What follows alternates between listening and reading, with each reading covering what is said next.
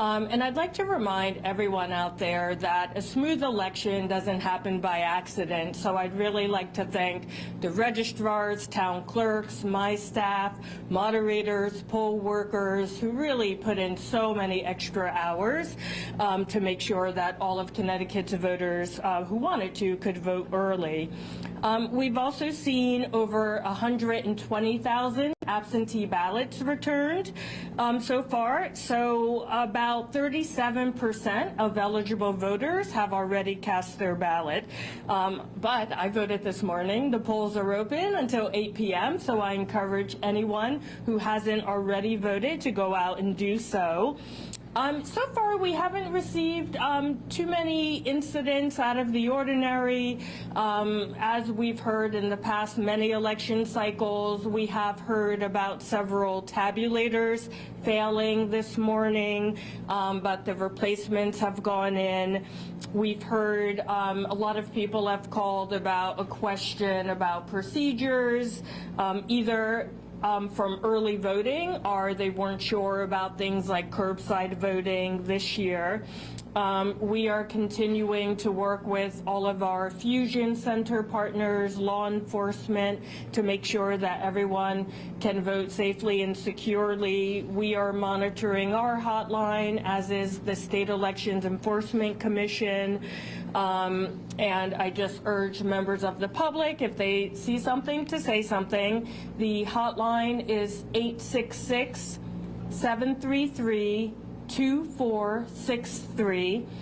Or you can also email elections@ct.gov.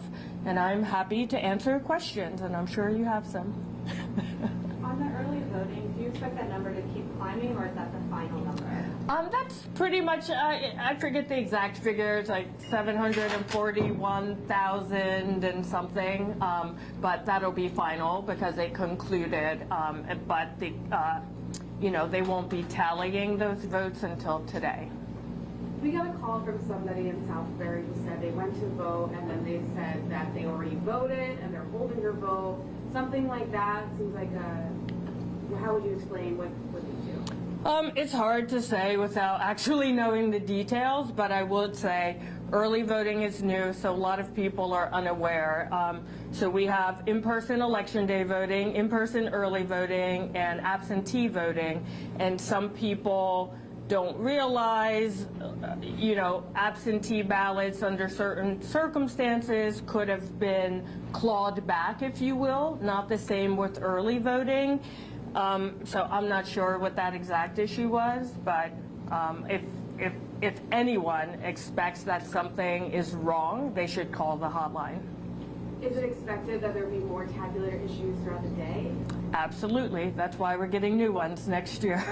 Can you talk about the tallying of those early votes and how that works once the polls close? Do those get counted first and then everything else? Or? So in the early voting law, ballots can be, the early voting envelopes can be opened and start counting from 6 a.m. today. So most towns have probably already started that process. Sorry. So you're getting new tabulators next year. Yeah. So why are they just kind of write down because they're old, or what's... Yeah, so our tabulators are almost 20 years old. I'm sure many of you have heard me say, like, when we bought them, the iPhone hadn't even been invented yet. So, like, think back how long ago that was. As you know, the governor and the bonding committee and commission granted us funding last year. We entered into the RFP process, which concluded earlier this fall. So we didn't have enough time to get the new equipment deployed around the state, but there are 9 towns in a pilot in this election with the new equipment. It's New Haven, New Britain, Southington, Hamden, Glastonbury, Wethersfield, Rocky Hill, South Windsor, and Vernon. Have they been working well so far today? Yes, they have been. Was that the issue with Ansonia as well? Was that just kind of a tabulator? Ansonia, it wasn't the tabulator that wasn't working. I believe the memory card wasn't working, so they had to swap it out. And so for those folks in my South Windsor and Ansonia that were inconvenienced by that, so what was the process? Sure. Every town has an emergency process, so if a tabulator does fail, that's expected and planned for. Every tabulator has an auxiliary bin that is also secure, so voters can put their ballots into that bin, and then at the end of the night, they're retrieved and run through the tabulator by the election officials. Some people prefer not to do that, so they're usually given guidance. You can feel free to deposit it, wait for a replacement machine to be brought online, or I shouldn't use that language, it's not online, but to be started, or they can come back at another time, and it's up to the voter to select what they're most comfortable with. It sounds like you think things are going relatively smoothly so far. Do you think early voting impacted that? Because obviously, what is it, over 700,000 people already passed out? Yeah, you know, I actually think it's just a product of so many people working so hard to make sure this year went smoothly. We have certainly been on high alert, making sure that some of the things we've heard about in other states aren't happening here, and everyone has been prepared, and I think it's going smoothly because of that preparation. Do you have any sense on how many people have voted at the actual polls today so far? Do you have any numbers? I don't, because they're not required to be entered, so there's no way to know unless you go to every precinct and tabulator and read that number. Can you comment on the human error made in North Stonington? That's a great way to phrase it. Whenever humans are involved, human error is possible. You know, it's really unfortunate that despite, I can't even tell you how many hours of training and handbooks and office hours and an emergency hotline, that human error was made, but it was. I do appreciate all of our partners coming together very quickly to try to solve that issue.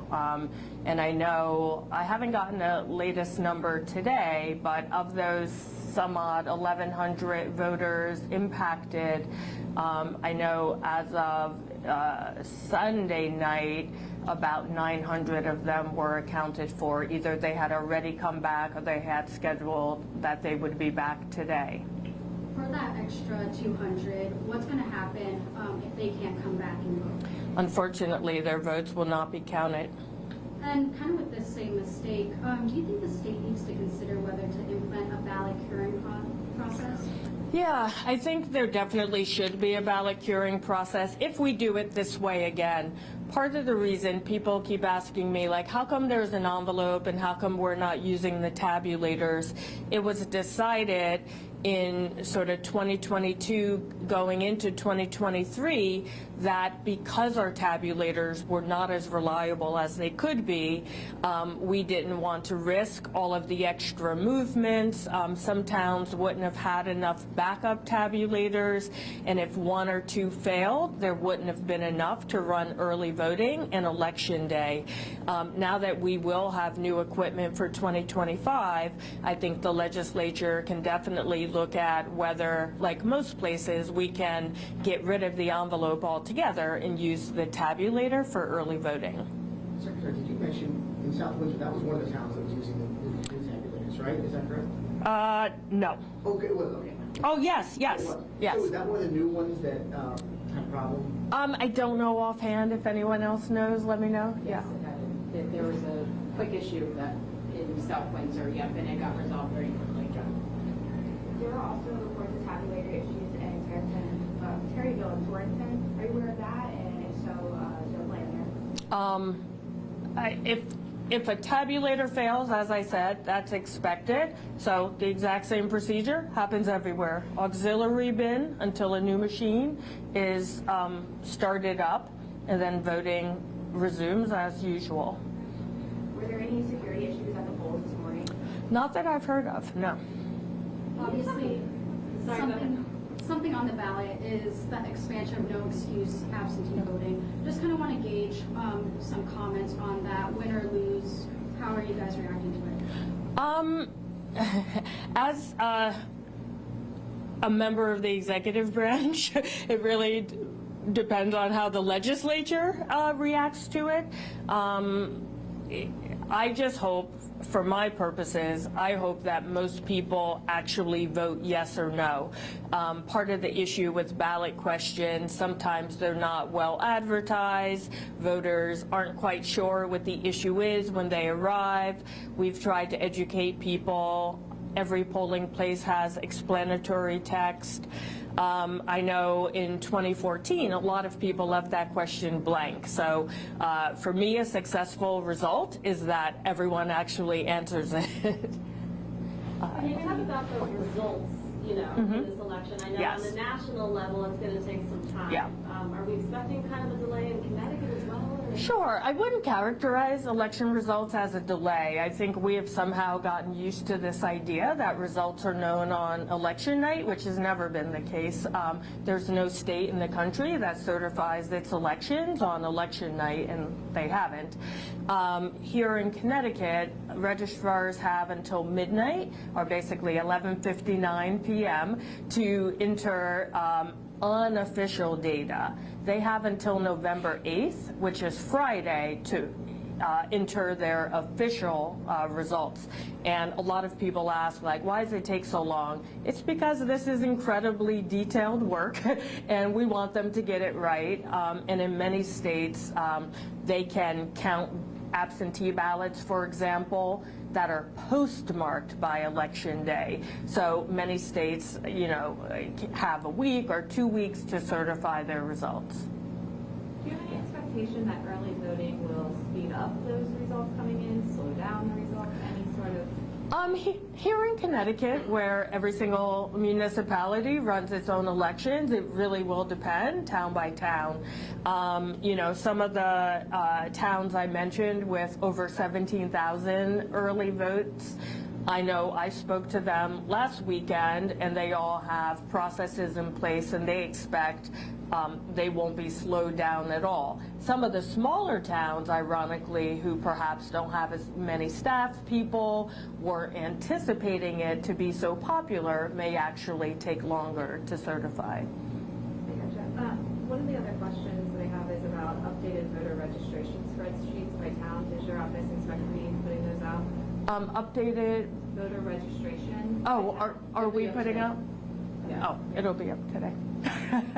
I'd also just love a comment. Connecticut's making a lot of efforts to expand voter access. Can you kind of talk about the importance of that?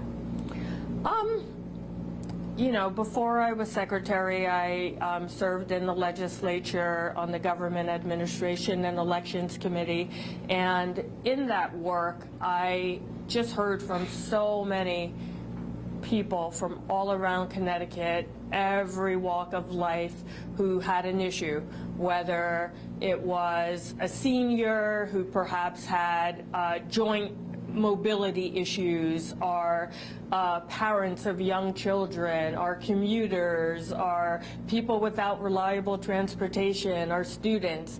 And all of them wanted to vote, but it was problematic to show up on this one Tuesday in November. So I'm very excited that we were able to implement early voting for this election. I traveled around to many different polling locations over the last 2 weeks, and the mood was just joyful. And I saw more seniors, I saw more people with disabilities out. I was in Sprague, I believe it was, and there was an older woman. She came in, they offered her a seat, and she says, "Oh, do you have one with 2 arms?" But because it was early voting, they were able to go get a chair to accommodate her, and she sat there for 25 minutes voting her ballot. And that just wouldn't have been possible on election day with the same level of grace and understanding. And she just had all the time in the world to cast her ballot. And I think that's what increased voter access is all about, making sure that people who want to vote can vote despite their life circumstance. How about just 1 or 2 more questions? Earlier you mentioned the hotline that people can talk Yeah. to report issues. Are there any alternatives, maybe in person or methods they can do that might be quicker than calling a number? I would say calling the number is the fastest, right? Because it gets to the experts who can solve the problem. Anyone who's having an immediate issue can always go to the moderator in the polling place, and that will also funnel up to us eventually. But a moderator can solve most problems in a polling place, such as, you know, inappropriate behavior within the 75-foot rule, or, you know, questions or concerns about ballot security, etc. So always go to the moderator, call a hotline. Of course, if it's an emergency, dial 911. So we've heard some reports of some long lines at registrar's offices because of same-day registration. Obviously, it's a busy day, so we understand that. Any advice for people going through that process? Be patient and get there long before 8 p.m. if you can. I just have can you just give one last call to action to voters right now? Why they should be voting in this election? Why should they trust this process? Sure. Every election, I think, is hugely important. Although the presidential and vice presidential positions get all the press, we also have U.S. Congress, people on the ballot, U.S. Senator, every state representative, many local officials, and a very important ballot question. Every election is important, and I encourage everyone who is eligible to vote to get out and vote before 8 p.m. tonight. Thank you. I just want to remind everyone that we have 2 more media availabilities today, 4:30 and 8 p.m. in the same location. Thank you.